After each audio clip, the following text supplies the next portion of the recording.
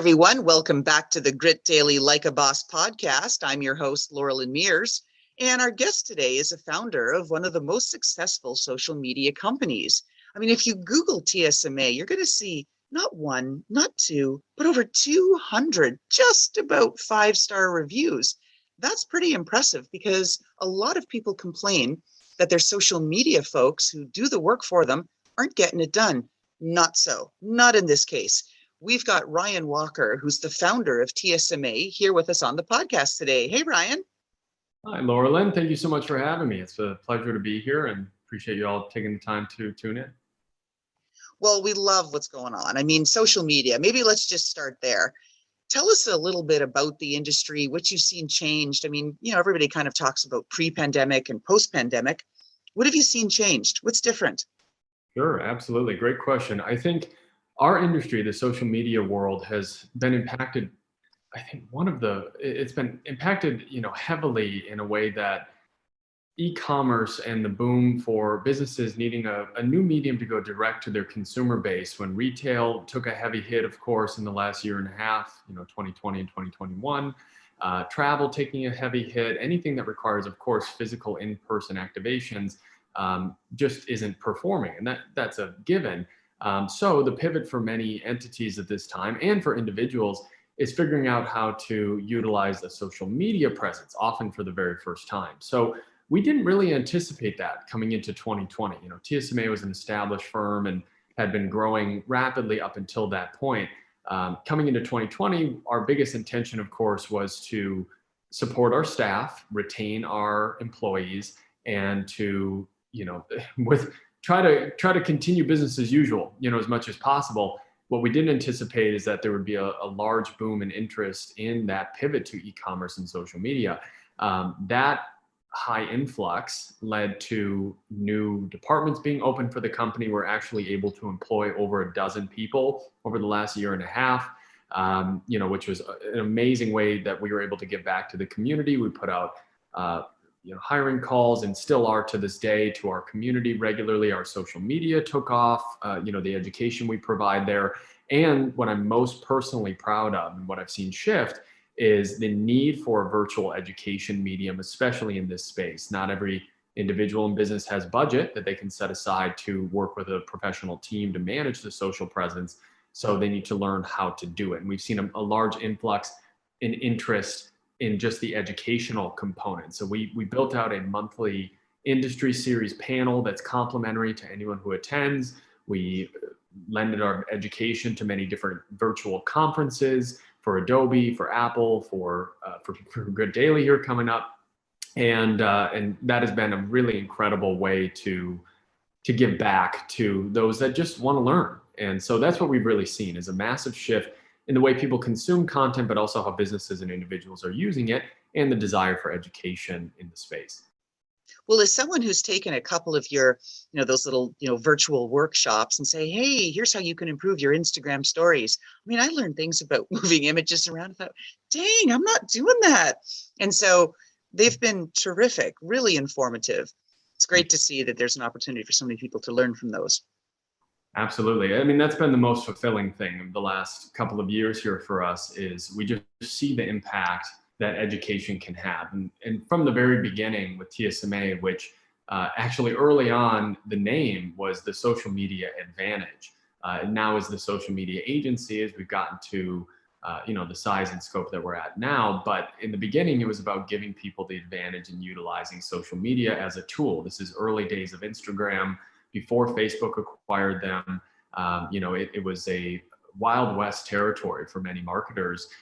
So that education has been at our core and has been a major part of what we do since the very beginning. Now to bring it back, especially in a time when people really need that type of education and to do so in a way that's complementary without a sales pitch or, anything tied to it, we're trying to acquire leads, has been a really, like I said, fulfilling way for our team to utilize our skills that we've garnered over the years. And Ryan, would you regard that as a differentiator and why you folks, at TSMA have thousands of social media clients versus some of your competition who are, either languishing or struggling to get more clients? That educational piece, what do you think? What's the magic difference? I love that question.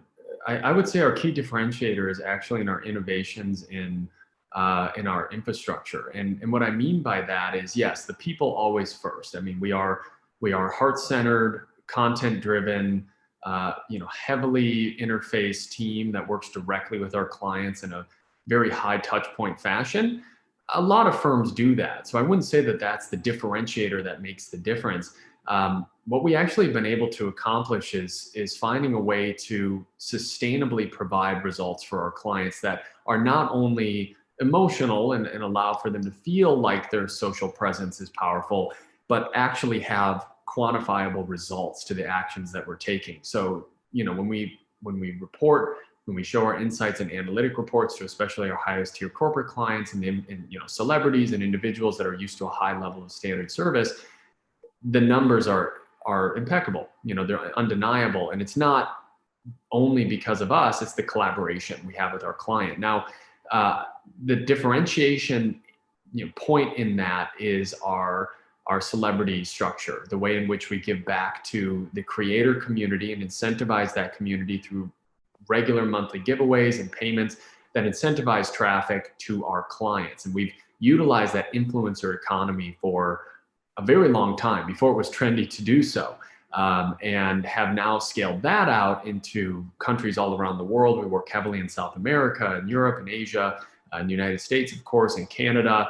And we've been able to contribute tens of thousands of dollars a month into developing communities. For example, Argentina, Colombia, Mexico, many of the countries in South America we work with will engage the top creators in those areas to drive international traffic to our clients that have international distribution for their product or their project, or are looking for an international fan base. So our key differentiator is really in that. It's the ability to utilize our relationships, our resources, our scale to give value back to our client base.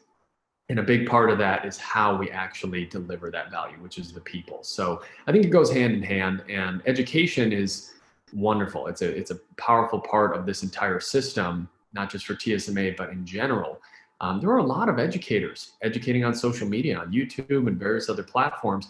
They're fantastic. Much of what I learned early on 10 years ago was from YouTubers who were building education in the space. But we are the first and only firm of our kind that utilizes that creator economy to give back to our clients and provide real quantifiable value. So that's what I would say is our differentiator. And let's talk about the people first. So this is a really interesting thing. I've got into a debate with a number of folks on this, where the debate, and it's not just me, but the debate is, oh, okay, especially if you're an agency and clients are your lifeblood, that you should put your clients or your customers first. But people are saying, especially in this, I don't know, mid post-COVID, world, wherever we are right now within it, that it's really about your team and putting your people first. Because if you don't do that, you won't have clients. Mm-hmm. Absolutely. I couldn't agree with that more. I think your people are the reason why your clients stay. And especially when you're in a retainer or subscription-based service and your service-based industry, your biggest overhead in almost any scenario, especially working remotely, is going to be your talent, your people, and attracting good talent, retaining good talent, incentivizing, great talent.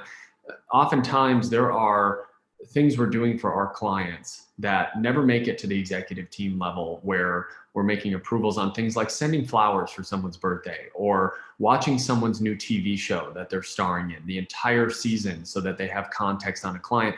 Those are the ways that our team goes above and beyond that you only get when you attract and retain and value quality team members. So it's actually something we continuously look at and are always restructuring to find ways we can best incentivize our team. But I fully agree. I mean, putting our clients first in the sense that if it's between building TSMA's Instagram account and supporting a client with a need that they have, of course, that's going to go to the client first. However, you're absolutely right. The infrastructure, the team itself cannot support that client unless you are taking care of yourself first. And the same thing applies to anyone as an individual. If you're not taking care of your health and yourself first, how can you love someone else if you don't love yourself? So, we feel the same way here and definitely want to find ways to continue to engage our team, even though we are all remote at this point. So that's been a little bit of a struggle, I think, for every company, but I couldn't agree more. Oh, amen to that. And so now, Ryan, one of the things I'm really interested in too is, given all of the clients that you've had, and TSMA has been around for years in the social media markets and that whole industry, and helping grow it into what it is today, the behemoth really that it is today, I have to ask, what has thrown you for a loop? Either something that, oh, you went into it, oh, I'm going to found TSMA and I expect, XYZ, and then it totally didn't happen. Or perhaps you've worked with, don't name the celebrity, but some celebrity or some client where you went, what the what? Tell us what's thrown you for a loop in your experience here at TSMA so far. I would say, love that. I would say Instagram's terms of service. So everything we do is compliant. We always are adhering to Instagram and Facebook owning Instagram, of course, adhering to their terms of service, their community guidelines, making sure everything we're doing is above board. If it's not, we don't attract the client base that we have, like Final Cut Pro 10 for Apple, for example, running some ads on that behalf, or some of our smartphone studio work, or Adobe Video World. There's high levels of quality standard that's needed, and Instagram plays a big part in that. Now, their terms of service has shifted over the years, of course, and for those listening that have dealt with Instagram algorithms, terms of service, changes in ways you can utilize third-party software and programs, applications that dive into the API for Instagram and have been thus blocked. There's a lot of things that have been shifting and happening over the last couple of years. The biggest loop that we got thrown was October of 2019. Instagram made a wide sweeping shift, not really publicly recorded or on record anywhere, but a wide sweeping shift to change the way that they allow third-party softwares and programs to access the back end of Instagram, basically to go in, to crawl the site, to automate actions was a way that you probably, or many listening have heard in the past, which is automation, like for like, or mass liking, mass following. That used to be a pretty big trend, not something that we subscribed to, and felt that it was not going to be a sustainable method. We knew that from the beginning. However, thousands, if not tens of thousands, maybe even hundreds of thousands of accounts were using automation systems, following thousands of people, unfollowing them overnight. Many people listening, and maybe Loralyn yourself, have been victim to this. You get someone to follow you, they unfollow you immediately. Yeah. Those methods all went away overnight. And when that happened, it didn't impact our business model. Ours is based on celebrities, giveaways, incentivization. That's not a problem. That's sustainable through that, and it's above board. However, it changed the way people were receiving engagement on the platform. So a client who previously may have gotten, let's just say 1,000 likes as the key metric on a photo, now is getting 300 overnight, and would come to us and wonder, why did my engagement tank? Why did my reach tank? Why are my impressions lower? Why is my content not getting seen and not being promoted? And it wasn't because the content shifted. It wasn't that our strategy shifted. It was that all of those accounts, the hundreds of thousands, tens of thousands, automating actions are gone. So that is collectively probably billions of actions a month that completely left the platform. Many businesses went out of business, those that were not above board with Instagram. And because of that, now to this day, engagement is lower historically than it was back in 2018, 2019. So if you're listening and you're wondering why your content isn't being seen as much, why your engagement's been dropping over the last 2 years, that could be a big factor. There's other things that could be, contributing, but that shift was pretty massive. Threw us for a big loop. We had to go in and redesign the way in which we communicate with our clients around engagement, the metrics that we look at as, the key performance indicators of our work with our clients. We had to completely shift our strategies around growth. It was a very interesting and spooky Halloween, to say the least. And Yeah. Ryan, I'm going to have to ask you, because our audience members are going to ask, give them a tip for social media. What should they do or not do, like more of or less of? Something. Short form video content. Right now we live in this time, as of September of 2021, where the consumer behavior is shifting heavily towards TikTok formatted content. TikTok is the fastest growing platform in the world right now. We still haven't seen it be the major demand from a professional perspective, the way Instagram is. Instagram's still the leader in that sense. However, the format of TikTok is impacting the way in which content is created for Instagram, for Facebook, for YouTube, for even Twitter, and things that are changing in the copy space for Twitter, and new applications for the platform.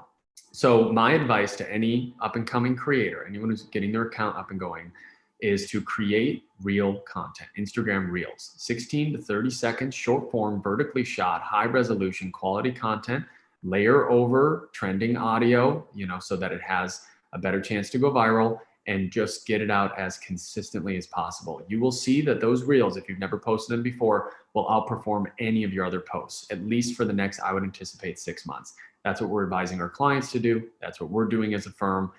So Instagram Reels and quality content as per usual, but that vertical format is what's performing. Ooh, that's great advice. That's exactly what our audience is going to eat up. Thank you for that, Ryan. Fantastic. No problem. Let's flip things around. I'm going to give you an undo button. You get to go back into your past and you get to change one thing. What do you change? What do you undo?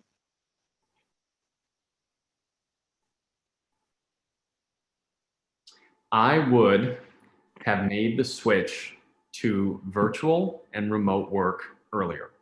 So I would undo our acquisition of a location. Back in 2017, 2018, 2019, we had a fairly large conference center, downtown Los Angeles, big, space that we utilized.